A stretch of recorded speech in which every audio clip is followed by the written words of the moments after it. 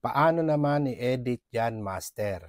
Bago natin simulan ang video tutorial na ito, gusto ko lang pasalamatan si Rose Ray Laurente sa kanyang magandang katanungan. Paano nga ba ilapat o ilagay ang ating sound effects sa ating mga video? Yan ang ituturo ko sa inyo kung paano. Panoorin nyo ito. Before ka mag-edit, dapat meron ka munang ginawang video para sa iyong video editing with sound effect, kagaya nito. Gumawa muna ako ng aking sariling video para maipakita ko sa inyo kung paano ilapat yung ating mga sound effects. Ayan, hindi na natin tapusin. Umpisahan na natin. Siyempre, punta tayo sa ating CapCut. Kung wala ka pang CapCut, mag-download ka muna. Ayan, nandito na ako sa aking CapCut. Tap natin tong new project.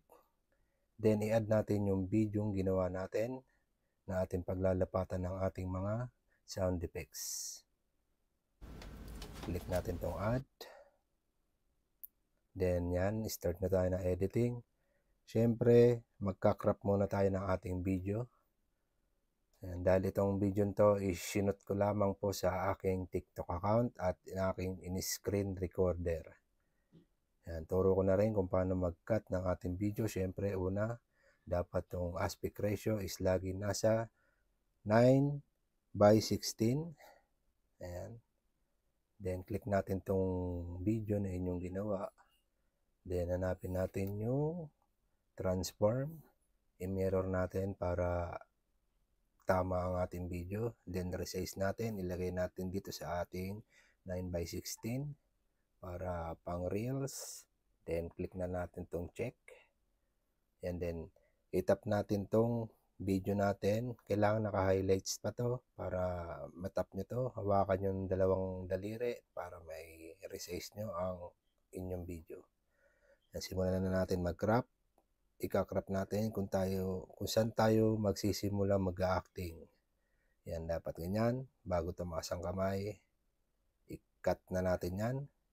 Habang naka-highlights pa yung video, hanapin natin ang split. Then, delete natin tong una. Yan. Tapos, i-forward natin. Ayan. Putulin pa natin yung video doon sa dulo. Ayan. Kung saan natapos yung ating acting, uy, may pahihip pa siya. Yan, pagbaba ng kamay, kung gusto nyong pagbaba o nakababa mo nakataas pa, pwede nyo nang putulin. Sa akin, pagbaba, ayan, click ko yung video, split, then delete ko na itong dulo. Ayan, simulan natin yung paglapat ng ating sound effect. Ayan, una, syempre, ilalapat na natin yung ating sounds effect. Pero yung sounds effect, meron na akong tutorial kung paano i-download. Panoorin nyo na lang, hanapin nyo na lang sa aking video. Tuturo ko kung paano maglapat ng ating sound effects. Punta muna ako sa aking files. Click ko lang tong files. Then, hanapin ko yung music background. Kung saan ko sinasave yung aking mga sound effects. Yan, nandito na ako. Then, hanapin ko yung unang sound effects na ilalagay ko.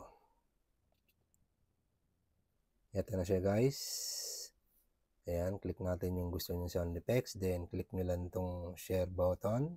Then, click nyo yung CapCut. Then, import audio to CapCut.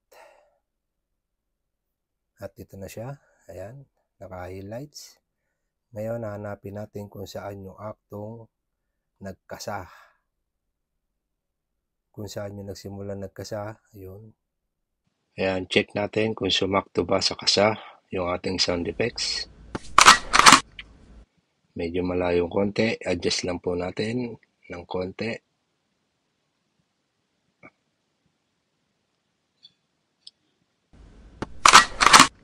Yun. Then, dito, sa aktong puputok, ayun. Yun. Punta ulit tayo sa ating files at hanapin naman natin yung tunog ng pagputok. Ito na siya guys. Click natin. Share and CapCut. Import audio. Ayan. Titingnan natin kung sumakto ba. Yun, sumakto siya.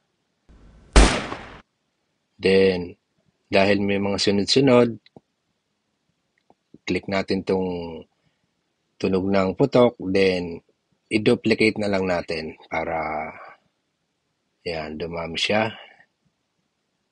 Dahil maraming putok, kailangan natin na maraming effects na putok. Ayan, then iisa-isahin natin. Unang putok, pangalawang putok. Ayan, ibaba, i-click natin to. Hanapin natin pangalawang putok. Ayun. Then, tapat natin to. Ayan. Then, sunod na putok. Ayun. Click uli natin to. Ayan. Hold nyo lang po, hold. Tingnan natin kung sasakto. Ayun, kulang pa. Ayan, click yan. Then, sunod. Isakto sa putok. Ayun. Click natin to. Hold. Baba natin. Para doon. Tapos sunod. Ayun. Click natin yon. Hindi pwedeng i-ano. Dito natin sa baba. Kailangan nasa linya. Ayan. Then, sunod. Ayun. Kulang ang ating effects. Dagdagan natin. Oops, sorry. Dagdagan natin. Duplicate. Ayan. Balik natin. Ayun. Tapos, sunod. Ayun. Duplicate ulit.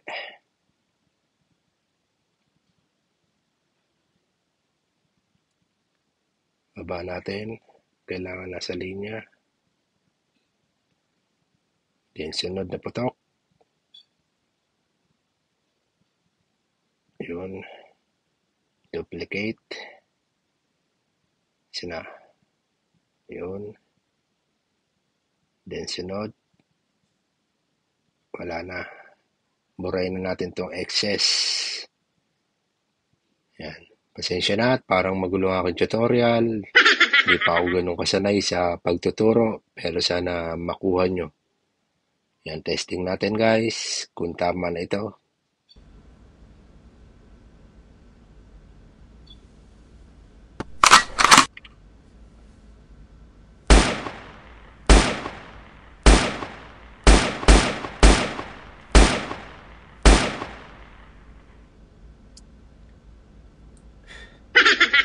All goods na guys. Export na natin yan. Pero bago natin export, i-click natin tong resolution. Lagay natin sa 2K to 4K. Pati itong frame rate sa 60 para maganda ang kalalabasan ng ating video. Then export na natin yan guys. Save to device. Yan, tayo nyo lang matapos yan hanggang mag 100% para makita nyo yung inyong inedit na video. Done na siya. Ayan, tapos na tayo. So, yun. Ganun lang siya kasimple. I-insert, ilagay, or ilapat sa ating mga video yung mga sound effects. Yan, maraming salamat sa inyong lahat. Kung bago ka pa lang sa aking Facebook, huwag mo akong kalimutang i-follow, i-like, and share this video para mas marami pa tayong maturuan. Thank you guys. Salamat sa inyong mga suporta.